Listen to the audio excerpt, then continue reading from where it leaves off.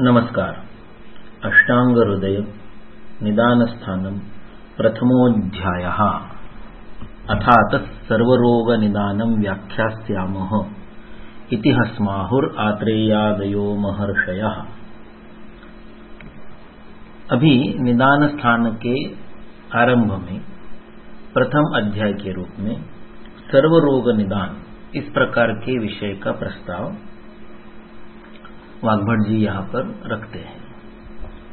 सर्वरोग निदान इस प्रकार का अध्याय चरक में या सुश्रुत में आपको प्राप्त नहीं होता है। जैसे मैंने आपको बहुत पहले सुझाव दिया कि आप वाग्भट से, चरक से, सुश्रुत से किसी भी विषय का अध्ययन कर रहे हैं, यानी किसी भी अध्याय का, किसी भी श्लोक का पठन अध्ययन कर रहे हैं, तो उस विषय, उस अध्याय के, उस श्लोक के प्रस्तुत विषय को यथासंभव सभी समांतर संदर्भों से, पैरेलल रेफरेंसेस से, अवेलेबल रिसोर्सेस से एक समयावच्छेदेन, साइमल्टेनियसली उसी समय अगर आप देखेंगे तो उस विषय का आयुर्वेद में जितना अधिकृत उपलब्ध ज्ञान है उसका अवलोकन आपका एक साथ होने के कारण उस विषय के बारे में आपको यथासंभव सकल ज्ञान प्राप्त होता है। सर्वरोग निदान नाम के इस अध्याय में सभी रोगों का निदान तो आएगा ही नहीं, तो यह एक तात्विक अध्याय है।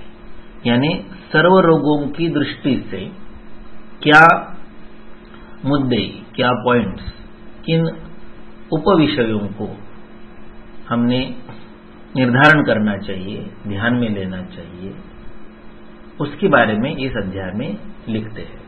वैसे इस अध्याय में जो विषय आए हैं वो इसी प्रकार से संक्षिप्त रूप में चरक निदान के प्रथम अध्याय में भी आते हैं, किंतु इस अध्याय का कुछ अपना ही वैशिष्ट्य है। निदाने माधव श्रेष्ठः, ऐसा हमने सुना है। माधवकर ने भी अपने रोग विनिश्चय नाम के ग्रंथ के प्रथम अध्याय में सर्वरोग निदान ही लिखा है। उसे उसने पंच निदान शब्द प्रयुक्त किया है, लेकिन उस अध्याय का जो कलेवर है, उस अध्याय का जो विषय विस्तार है, वो 90% से ज्यादा अष्टांग हृदय निदान स्थान 1 यानी इस प्रस्तुत अध्याय से ही लिया गया है। आप सभी को पता है कि माधव निदान ने स्वयं केवल 3 अध्याय लिखे कि जो अन्य किसी भी संहिता से उसने लिए नहीं हैं, बोरो नहीं किए हैं। उसकी अपनी स्वयं की कृति, the original contribution of Madhav Nidan Rog विनिश्चय, या माधव करके अपने लिखे हुए केवल 3 अध्याय हैं, शीत पित्त, अम्ल पित्त और आमवात। बाकी सभी अध्याय उसने किसी न किसी ग्रंथ से, चरक से, सुश्रुत से, वाग्भट से लिए हुए हैं, संकलित किए हैं। अभी उसके बारे में कभी अन्य समय में बात करेंगे। किंतु माधव निदान का रोग विनिश्चय का जो प्रथम अध्याय है, पंच निदान, उसका संपूर्ण विषय विस्तार इसी अष्टांग हृदय निदान स्थान 1 अध्याय से आता है।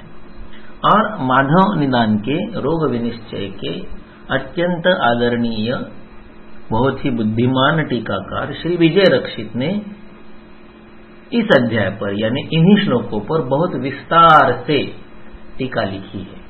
वो एक किसी अलग कोर्स का स्वरूप ले सकता है, इतना वो विस्तार विजय रक्षित जी ने वहां पर किया है। उसका भी हम यथावश्यक अवलोकन इस कोर्स में करेंगे। किंतु देखिए ये बात कि जिसे आप निदान में श्रेष्ठ कहते हैं, वो माधवकर स्वयं वाग्भट के ही अध्याय का अंगीकार करता है अपने ग्रंथ में पंच निदान लिखने के लिए। इसी से ये द्योतित होता है, ये सिद्ध होता है कि निदाने वाग्भट श्रेष्ठः। थोड़ा सुनने में आपको अटपटा लगेगा, लेकिन ये मेरा अपना बायस है, ये मेरा अपना आकलन है, ये मेरी अपनी दृष्टि है। हर एक का किसी न किसी ग्रंथ के प्रति, व्यक्ति के प्रति, विचार के प्रति एक रुझान होता है, अफिनिटी होती है। वैसी मेरी वाग्भट के प्रति है, इसलिए मैंने आपके सामने तथ्यों के आधार पर रखा, ऐसे भावना के आधार पर नहीं। थोड़ा तो श्लोक हमने पूरा कन्वर्ट ही करके रखा है। निदाने माधव श्रेष्ठ ऐसा कहने की जगह या अगले भी 4 चरण जो है वो थोड़े परिवर्तित किए हैं। तो मूल श्लोक आप सभी को ज्ञात है, निदाने माधव श्रेष्ठ सूत्र स्थाने तु वाग्भट शारीरे सुश्रुत श्रेष्ठ चरकस्तु चिकित्सते।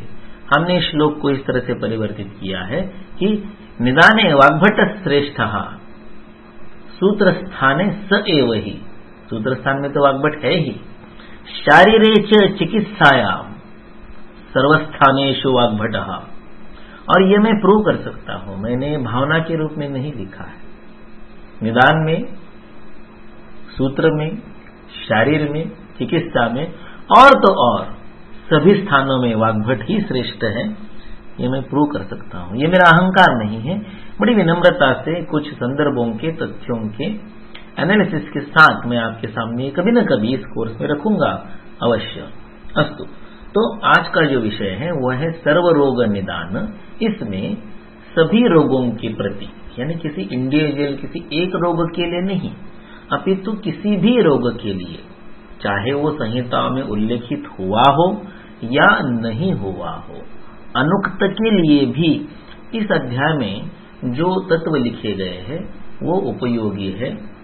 उनके आधार पर आप उक्त या अनुक्त दोनों प्रकार के रोगों का निदान कर सकते हैं। निदान का अर्थ क्या होता है, तो वहां पर दिया है कि या गौ सुदोहा भवती न ताम निददीत। जो गाय दूध देने में कोई आपको पीड़ा नहीं देती है, आसानी से जिसका दूध आप निकाल सकते हैं, उसका यंत्रण बंधन करने की आवश्यकता नहीं है। तो बंधन के रूप में निदान को वहां पर लिखा गया, लेकिन शब्द का अर्थ इतना ही होता है निश्चितम दीयते। आपके सामने पेशेंट जब आता है तो अपनी प्रेजेंटिंग कंप्लेंट बताता है, तो उस प्रेजेंटिंग कंप्लेंट में से कौन सी कंप्लेंट रोग है, कौन सी कंप्लेंट पूर्व रूप है, कौन सी कंप्लेंट लक्षण है, कौन सी उपद्रव है, कौन सी महत्वपूर्ण है, कौन सी अपने आप ठीक होने वाली है, इस प्रकार का निश्चितता का दान, निश्चित दान देना। क्या देना?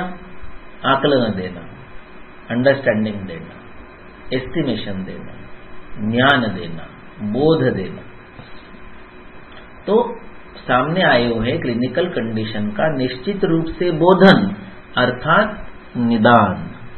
डायाग्नोज, gno is to know, gnosis is to identify. Dia दो में से एक का, तुलनात्मक, ये नहीं है, ये नहीं है, ये है, इस प्रकार से अन्वय व्यतिरेक से यही है, इस प्रकार से जो ग्नो होता है, GNO होता है या KNOW होता है, उस उपलब्धि को, उस बोध को, उस ज्ञान को, जैसे वहां डायग्नोसिस कहते हैं वैसे यहाँ पर निश्चित्य दीयते, निश्चित रूप से आपको बोधन करके देने वाला वो निदान।